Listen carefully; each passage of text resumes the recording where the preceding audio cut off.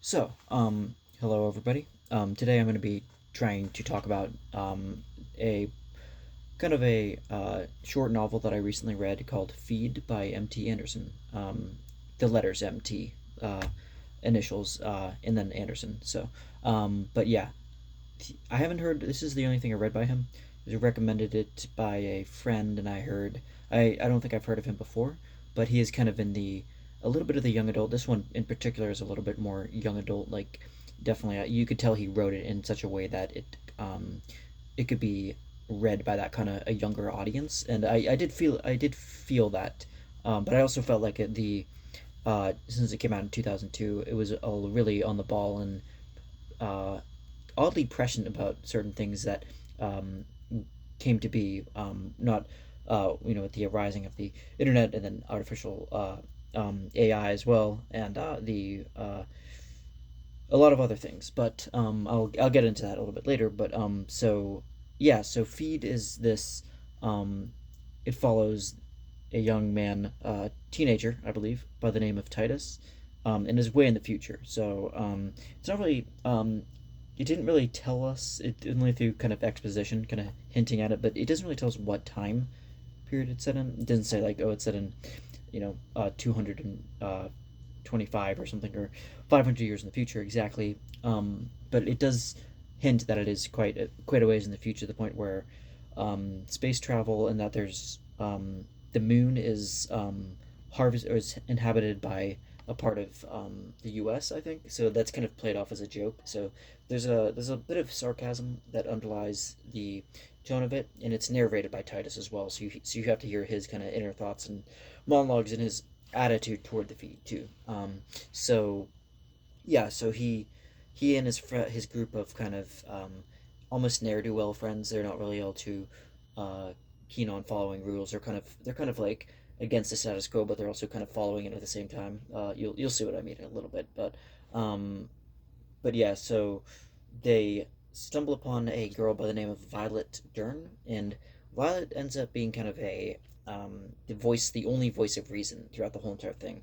So she didn't get the feed, which is I'll kind of explain that a little bit to make more sense of it. But yeah, the feed is basically it's a device that's implanted into your head at a certain age. The earlier the better, because you'll see with in Violet's case, it actually she had it implanted at 7 years old, and that was just enough time to have a prolonged damage of effect, I think, to her I guess neurology, I suppose. In her and it kind of does enough of damage that it's irreversible. So it's not the elements of the feed and all the features and stuff and the amenities that come with it are actually uh, end up kind of playing with her, like kind of are end up having a massive negative effect on her like overall well-being, and then she starts suffering. So the more the novel goes on, this isn't really so much of a spoiler, but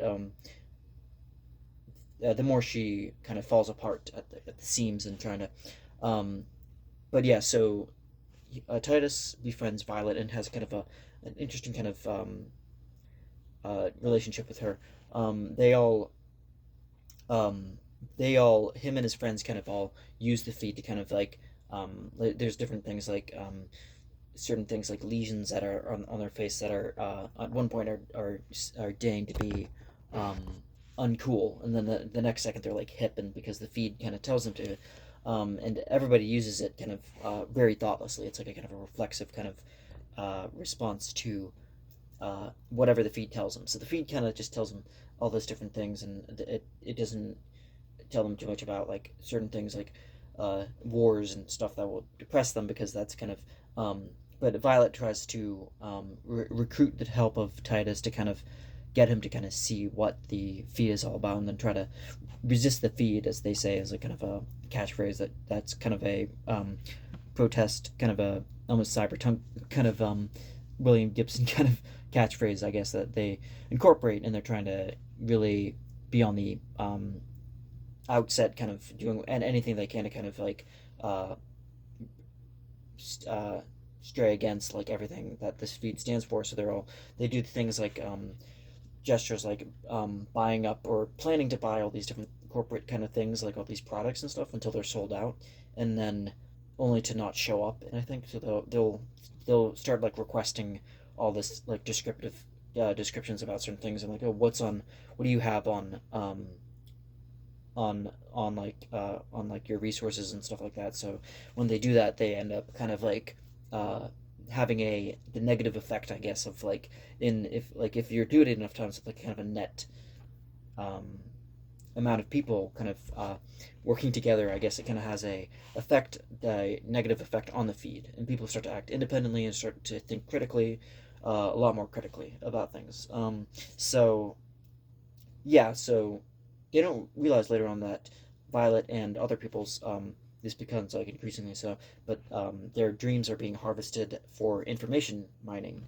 So they're the feed ends up kind of going using any resource necessary kind of to garner whatever information to kind of like cater to and curate a perfect kind of thing.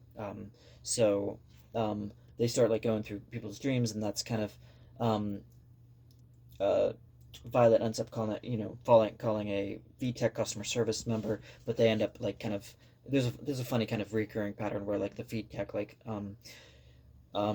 they have a interesting kind of I say it's like a motif, like a literary motif. It's used in such a way that there's like commercials and advertisements that show up, um, that I thought that would get old after a while, but like the way that the informations were crafted by Anderson does a good job of satirizing that whole format of just like, oh, like you're looking for this perfect kind of thing, and the very the nexus of like the greatest um, product is here, and like it's gonna, it's like all these different kind of tongue in cheek. Um, I can't really recite one off the top of my head, but there was um, a number of those that I thought would get tiring, but they only got funnier each time I heard it. But not to say that, not to take away from the serious of this, but it's not like it's not, the whole thing isn't like just like one big um, depressing kind of thing. I feel like if it was like if it wasn't from the point of view of a teenage kid just going through life kind of blasé, because Titus is really that, he's just kind of trying to get through, and he's kind of um what's the word, he's smugly kind of satisfied where he is. He's got a family, he's kind of sort of well to do, but they still have to kind of work.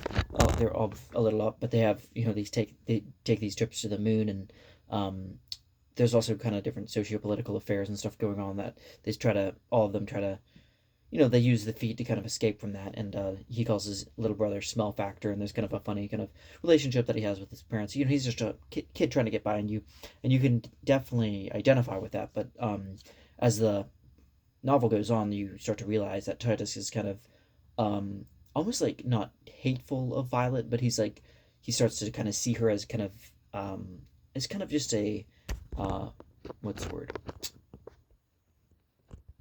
as kind of a drain on his life. Like he's trying to live life. He's trying to enjoy his life while he's trying to escape through the feed, and just kind of and get by from day to day. But she keeps like kind of like pointing out all the different bad and negative effects on it, and he doesn't want to listen to the truth. He just kind of wants to hide behind, and bury his head in the sand and whatnot. But Violet kind of doesn't give up, and eventually there's a one of the malfunction, the certain features of the feed start to malfunction on Violet, and she starts to lose aspects of herself, like her memory, and then because she got implanted later in life, she starts like making all these kind of handcrafted kind of like virtual records of her experiences and all that, just in case. And then she asks Titus to kind of hold on to them, um, but he starts at this point. It's like he starts to kind of like see her as kind of a burden too, and then he ends up going and like kind of getting rid of them too. But the then there's also a like I said, some of the socio-political affairs where like this um, disaster in Mexico ends up causing, like, there's a something called the Global Alliance too, that they go to war with the United States and Mexico to kind of go to war. And um, so Titus at this point is at Violet's house, and her father is kind of a eccentric kind of older, obviously, he's a bit kind of loopy, and people kind of write him off as kind of just not right in the head kind of guy. But he also kind of points out different negative things about the feat as well, and he's kind of almost a like a little bit like his daughter in that sense, and you can kind of see where she gets that kind of attitude, I guess, that kind of like like that very resistant kind of attitude that fuels the whole story. And in a sense she's kind of the heroine of the story too, because Titus is really just a kind of passive observer. He's just kind of like going through life, and yet the story is told through that. Kind of reminds me of like the way some of Haruki Murakami's novels are narrated, especially like Sputnik, Sweetheart, kind of has that similar style. Anyway, but so Titus ends up kind of being the passive kind of force that at some point, since he has feelings for Violet, and they kind of at some point kind of try going on a date, and uh, they try kind of having some kind of relationship and taking their relationship to another um, next level. And they what ends up happening is she ends up getting more severely kind of damaged, I think, because and then he ends up kind of insulting her and calling her a zombie, I think is the words he uses, and that that really hurts her feelings. And then she withdraws from him, and then ends up falling into a even more state of despair, and then ends up really kind of uh, slipping into a coma, and then and basically kind of um, slowly dying, essentially. So yeah, Titus ends up feeling awful about it too, but he also um, ends up kind of his father ends up um, tells him to in a droll kind of sarcasm, tells him to that you'll be with the Eloi, which is the EL or O, wait, the ELOI, which is basically a reference to H.G. Wells' The Time Machine. So that was but he doesn't understand it too, because um but anyway, so yeah, Titus ends up kind of he grieves over her loss. She was the only kind of factor in his life that kind of um resisted the feed truly. But yeah, they end up and ends with a um this another advertising kind of motif being refrained. And yeah, that's pretty much it. But yeah, I thought this was a really interesting kind of funny, as at the same time dry sense of humor through it as well, like this undertone of a kind of tongue-in-cheek aspect. I did like it. I thought the only thing I thought was like it was a little bit hard to connect with the narrator, but that was for a good purpose, because he was trying to portray somebody who is by all means average. And I also thought the point in which it was is set seemed kind of a little bit flippant, like the timeline and the trajectory and all these different events almost seemed like they rose out of a flippant kind of um, I don't know, like not like a bad attitude, not like but a almost like a facetious in a way. Like it seemed like a little bit too you didn't know what to take seriously and what not to take seriously. But obviously the it was a very telling kind of pretty early on, like I said, prescient kind of you know catching on to like these new trends that were happening around the time, like um, getting all these device this device that implanted in your head and all, and having basically being a kind of automata, not really acting with agency. But yeah, overall, yeah, I definitely recommend it. And that's all I have for this one, for Feed by MT Anderson. And yeah, let me know what you think. Thank you.